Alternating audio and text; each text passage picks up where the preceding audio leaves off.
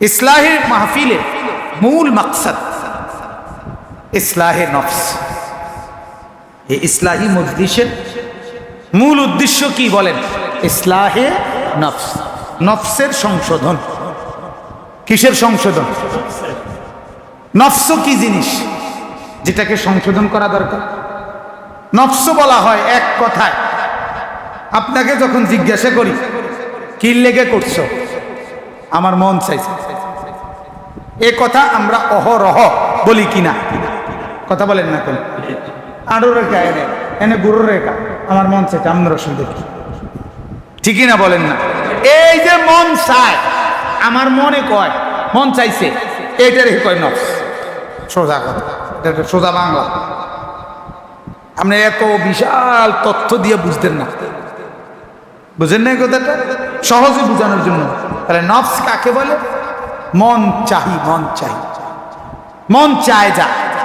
এই যে মনের এই চাওয়াটা, এই ভেতর থেকে যে শক্তিটা চায় এটা করতে, ওইটা করতে, দেখতে চায়, এটা করতে চায়, এই ভিতর থেকে যে শক্তিটা চায় এটারই কি বলে? বলেন না কি বলে বাপ? নফস। আচ্ছা, এটা বুঝছেন। এইটার এবার বুঝেন, এই নফসের এই চাওয়ার, মন চাওয়া, এটার সর্বযুগে সর্বকালে সৃষ্টিগতভাবে এটার প্রথম দাবি এটা গুনাহ করতে চায়। বুঝছেন না কথা? নফসের প্রথম দাবি কি? নফস চাই কি করতে? এটা নফসের প্রথম বৈশিষ্ট্য। মন চায় প্রথম, প্রত্যেকের, জোয়ান কোন, বুড়া কোন,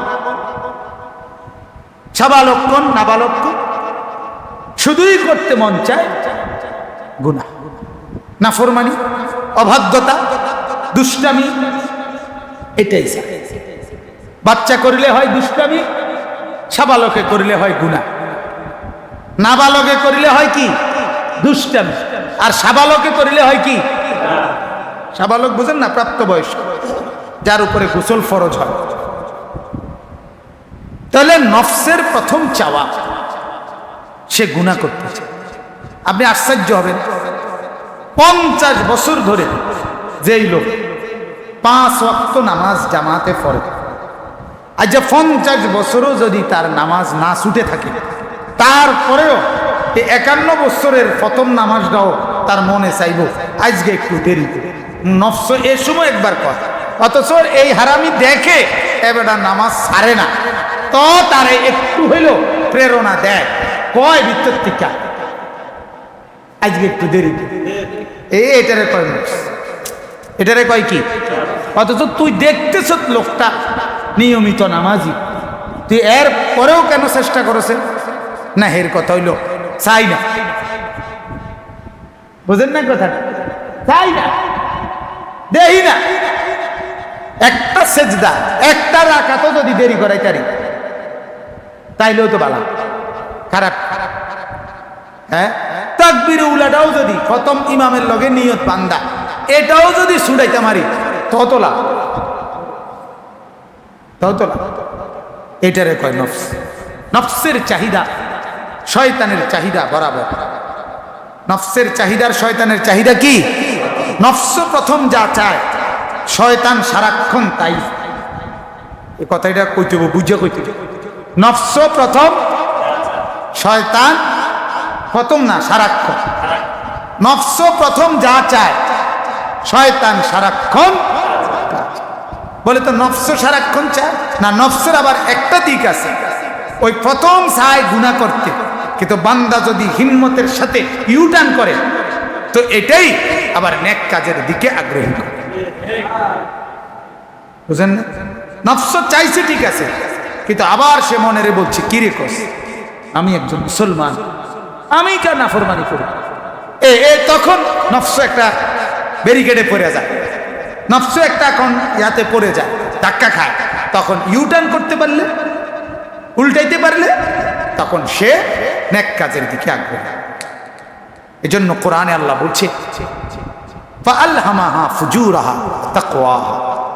নফস প্রথম গুনার দিকে মন্ত্রণা দেয়, এরপরে ইউটার্ন করতে পারলে নেকির দিকে ডাকে। যখন দেখে লোকটা হিম্মতওয়ালা, এবার নফসে মজাও লাগে। ওই যে ভালো কাজ করলেও তো আবার কি লাগে, ভালো লাগে না? কথা বলেন না কেন? আপনি মানুষের, হ্যাঁ, অনেক মানুষ আছে দেখবেন পরোপকারী, সে মানুষের জন্য কাজ করে। কিরে ভাই এমন, ভাই এটা আমার হবি, শখ, আমার এটা মন চায়, আমার মন চায় যে যে কোনো বিপদগ্রস্তের পাশে দাঁড়াইতে, এটা আমার কাছে ভালো লাগে। এইটা সে নফসের কুমন্ত্রণাকে ইউটার্ন করে এখানে না দাঁড় করাইছে, এবার এটা তাকে ভালো কাজেরও কি দিচ্ছে। কিন্তু শয়তান তে এত শয়তান, শয়তানদের শয়তান, তার 14 গোষ্ঠী শয়তান, তে কিন্তু একটা মিনিটের লেগা ভালো কাজের উৎসাহী করে। এজন্য বলছি এর নফস প্রথম যা চায়, শয়তান সারাক্ষণ। এখন নফসের প্রথম চাওয়া কি বলেন না? গুনাহ। বলেন না কথাটা? নফসের প্রথম চাওয়া কি? সেখান থেকে সংশোধন করে, পরিবর্তন করে সেটাকে নেকিতে পরিণত করা, এটা আল্লাহর পক্ষ থেকে আমাদের কাছে দাবি। আর এইটার চেষ্টা, এইটার মেহনতের জন্য ইসলাহে নফস, নফসের ইসলাহ, নফসের সংশোধন, নফসরে ঠিক করা। তুই হারামি, তুই কেবল আমারে গুনাহ করতে কস, তোরে বুঝাইয়া ছাড়, তুই যেটা কইবি আমি এটার উল্টাটা করি, এটার উল্টাটা করি। বহু বুজুর্গানে দ্বীনের জীবনীতে আছে, বলছে যে দুধ চা খাইতে মন চাইতেছে, তো দুধ চা আনছে, চার মধ্যে পানি ঢেলে দিছে, দিয়া কইতেছে নফস মন চাইছিলি, হ্যাঁ দিলাম পানি ঢেলে, অন কেরম লাগে? কিরে অন কেরম লাগে? অন ভালো লাগেনি? এটা হলো নফসের যুদ্ধ, এটা বুজুর্গদের মেহনত, এটা বুজুর্গদের। এই মাছটা খাইতে মন চাইছে, রাইন্দা দিছে বিবি, রাইখা দিছে, বুজুর্গদের জীবনীতে আছে। এটা যখন কেউরে দেখায় নাই, পচে যাওয়া গন্ধ ছুটছে, তখন এটা খাইছে, খাইতে শুরু করছে। এখন নফস আর চাইবিনি, অন কেরম লাগে? অন ৫ টাকা। এইভাবে সেই মেহনত তো আমরা দ্বারে কাছেও নাই। স্বাভাবিক, স্বাভাবিক একজন বন্ধু ডাকছে তোমার, চলো বন্ধু ঘুরে আসি, আল্লাহ ডাকছে হাইয়া আলাস সালাহ, বান্দা চলো নামাজে আসি। তুমি আল্লাহর এত বড় ডাকের সামনে এক সামান্য বন্ধুর ডাকে আল্লাহকে এইভাবে প্রত্যাখ্যান করলা, ঠিক হলো? এটা এটা ঠিক হলো? আল্লাহকে কি তুমি চেনো না? আল্লাহকে কি তোমার লাগে না? আল্লাহকে ছাড়া তোমার চলে? কথা বলেন না? তাইলে তাইলে আহা, রব্বুল আলামিন বলছে কোরআনে, আহা বান্দা তুমি আমাকে চিনলা না, ওমা কাদারুল্লাহ হাক্কা কাদরিহি, তুমি আমাকে কদর করলা না। রব্বুল আলামিন বলেন তুমি জানো না, এত বড় 7 আসমান, এটা কিন্তু আমার হাতে, পুরা আসমান 7টা রুটির মতো ভাঁজ করা।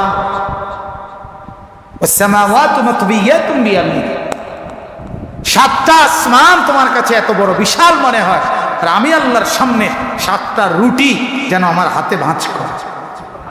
আমি হলাম আল্লাহ, তোমার আসার দেই না দেখা তুই মনে করছো আমি কিচ্ছু। যদি একটা আসার দিতাম, তোমার 14 গোষ্ঠী টের পাইলে হইলে। বুঝেন নাই কথাটা? তোমার আমি মাতি না দেখা না তুমি মনে করছো কি রঙে ঢঙে চলছো, হ্যাঁ বড়াই করছো, অহংকার করতেছ। একটা জুতা, এক জোড়া শু কিনলে হাঁটার স্টাইল বদলাই যায়। বাবা আরে কেমন কি করে বেটা, শু মানে এক জোড়া কিনছো বেটা, এটা তলের মধ্যে যদি একটু মূর্খের পায়খানা লাগে, এটা গন্ধে তো শু না তোরে শুদ্ধ এলাকা ছাড়া করি সর বেটা আনতে বেটা, করতে মূর্খের পায়খানা লাগাই আঁটস বেটা। আর হে বড়াই তুমি বড়াই, হ্যাঁ। এই জন্য আজকে ইসলাহে নফস, নফসের সংশোধন, নফসের কুমন্ত্রণার মধ্যে, নফসের খারাপির মধ্যে একটা বড় খারাপি হলো অহংকার। একটা কি অহংকার। আল্লাহ তাআলা এটার ব্যাপারে আমাদেরকে যা বলছেন ওইটাই আমি এই আয়াতটাতে পড়ছি। এটা বললে আমার কথা শেষ। কোরআনুল কারীমের 15 নম্বর পারা, কোরআনুল কারীমের 17 নম্বর সূরা, সূরা বনী ইসরাঈল। এই সূরার মধ্যে আল্লাহ তাআলা বলেন 37 নম্বর আয়াত 37, আল্লাহ তাআলা বলেন ওয়ালা তামশি ফিল আরদি মারাহান, আমার বান্দা জমিনের মধ্যে অহংকার করে হেঁটো না। কি করে? অহংকার করে হেঁটো না। এবার আল্লাহ তাআলা বুঝার জন্য বলতেছে, অহংকারী তোমার আচরণের দুইটা দিক তুমি দেখো, তোমার হাঁটার মধ্যে দুইটা দিক তুমি দেখো। এক, তুমি যেভাবে হাঁটতেছো মনে হয় যেন তুমি জমিন, নিচের মাটি, এটাকে কিছুই মনে করছো না। আচ্ছা তো এটা ফাটাও তো, তোমার এই শু দিয়া বাড়ি দিয়া এই মাটিটা দুইটা ফাটাইয়া বিদীর্ণ করো তো দেখি, পারবে না? কথা বলেন না। ইন্নাকা লান তাখরিকাল আরদা, রব্বুল আলামিন বলেন অহংকার করে হেঁটো না, তুমি তো তোমার পায়ের নিচের জমিন বিদীর্ণ করতে পারবে না, ফাটাইতে পারবে না। এবারে রব্বুল আলামিন বলেন ওই যে রাস্তার পাশে কলইয়ের যেই ছোট্ট দানা, লাল শাকের ছোট্ট ছোট্ট দানা, লাল শাকের দানা দেখছেননি? পিচ্ছি পিচ্ছি একেবারে ছোট্ট ছোট্ট, হ্যাঁ, ডাঁটার শাক যেটা, এটার দানা কেমন হাতি এমনি ছিটে না, এই ছোট্ট দানা, এত পিচ্ছি দানা। রব্বুল আলামিন বলে দেখো এটা জমিনকে ফাটাইয়া ফেলে,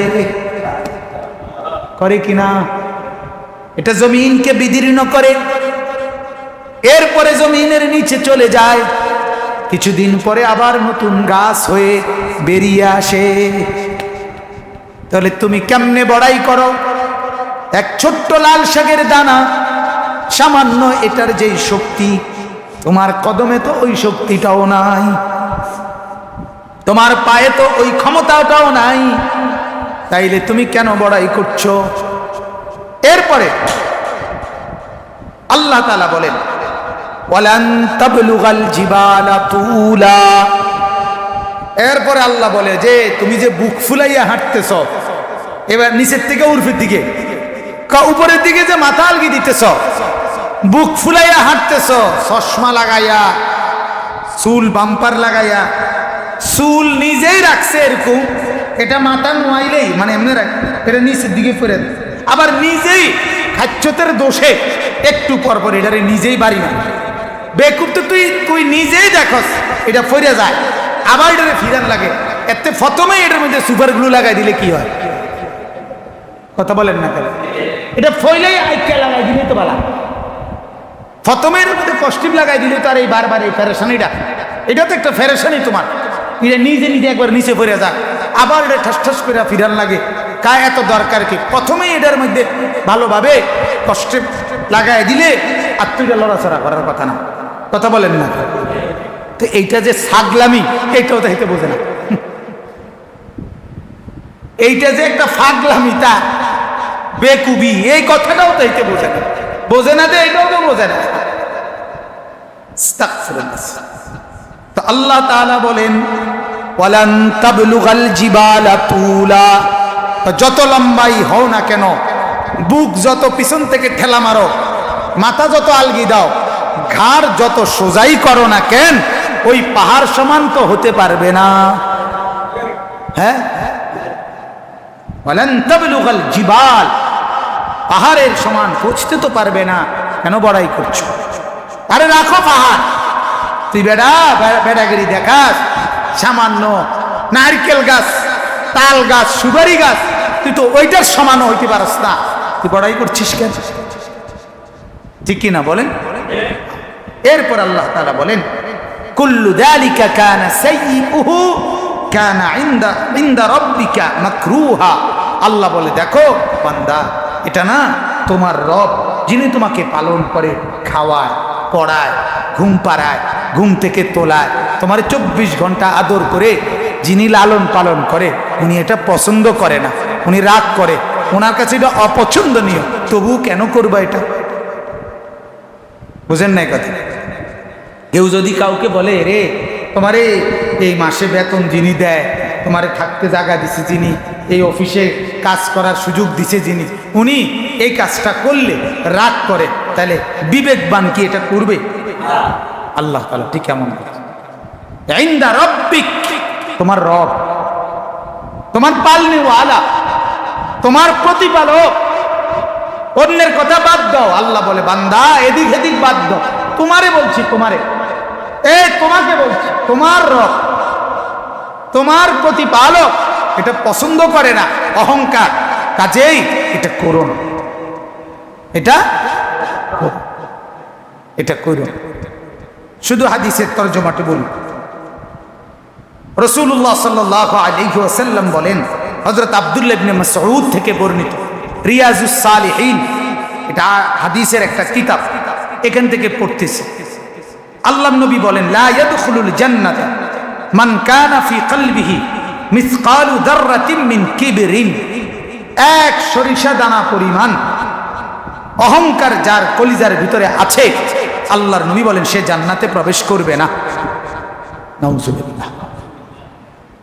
2 নাম্বার, হযরত সালামা ইবনুল আকওয়া রাদিয়াল্লাহু তাআলা আনহু, একজন সাহাবী, তিনি বর্ণনা করেন, আশ্চর্য হাদিস এটা, কিন্তু সবার ছেলে পেলে তোমাদের জন্য শিক্ষণীয়। বা দেখো, আল্লাহর নবী সামনে উনি বলতেছেন, ওই সাহাবী, আন্না রাজুলান আকালা ইনদা রাসূলিল্লাহি সাল্লাল্লাহু আলাইহি ওয়াসাল্লাম বিশিমালিহি, এক লোক নবীজির সামনে বাম হাতে খাচ্ছিল।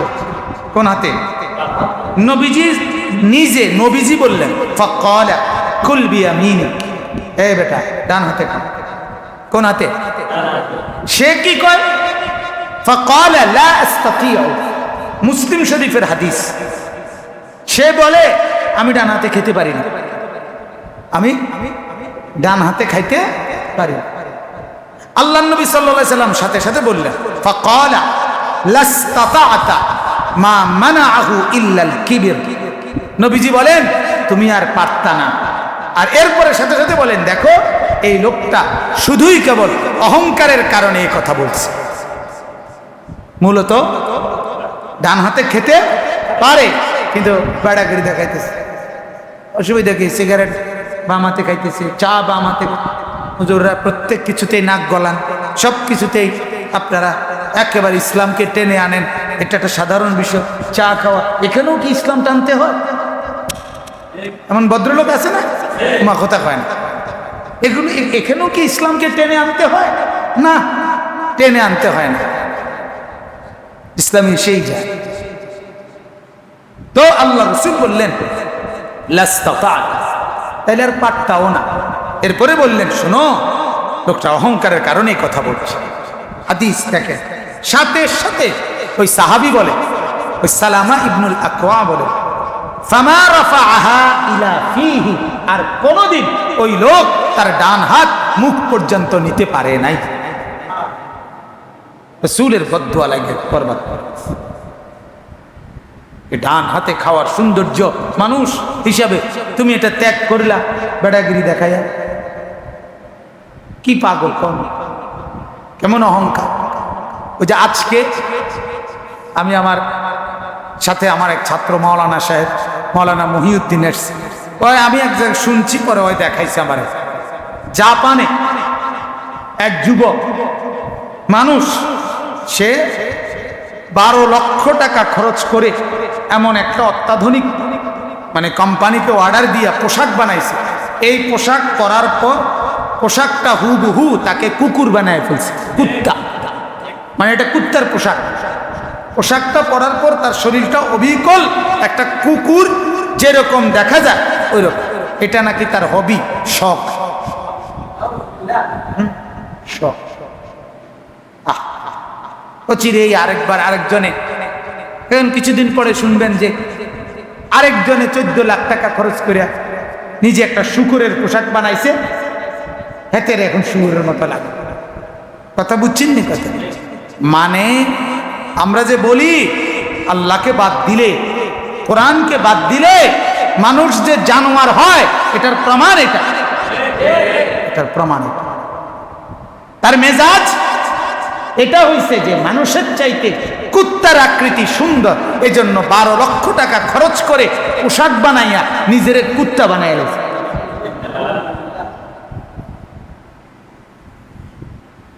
এখন লিখছে যে নেট জগতে তুলপার ভাইরাল, এতে ভাইরাল সারা পৃথিবী জানছে ইনি টেগু, টেগু না কি জানি ওনার নাম, কি জানি টেগুনি কইল নামটা, ইয়াহিয়া টেগু এমন জাপানের, এটার নাম, এইতে ভাইরাল, সবাই জানছে উনি কুত্তা হয়েছে। তা কি হয়েছে এখন? তুই কি সবাই এটা জানার পর তুই যদি সুযোগ দেস সবাই, তাহলে তুই কুত্তার গায়ে সবাই একবার একবার ফেসাব করবে, তুই যদি সুযোগ দেস। তুই যেন ভাইরালে হয়েছ, এবার এই সুযোগটাও দে।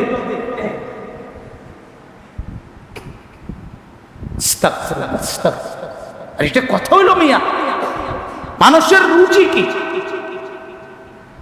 না।